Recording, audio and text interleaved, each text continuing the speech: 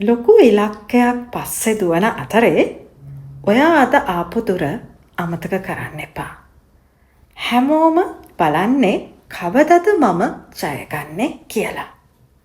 හැබැයි අද ඔයා කේන්ති නොගෙන හිටියා.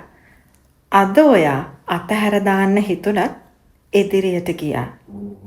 අද ඔයා ඊට වඩා ටිකක් හොඳ වුණා.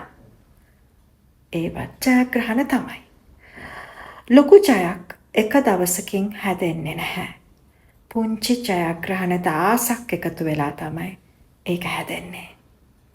අද ලැබුණේ මොනවද කියලා බලන්න කලින් ඔයා කොච්චර දුරක් ආවද කියලා බලන්න.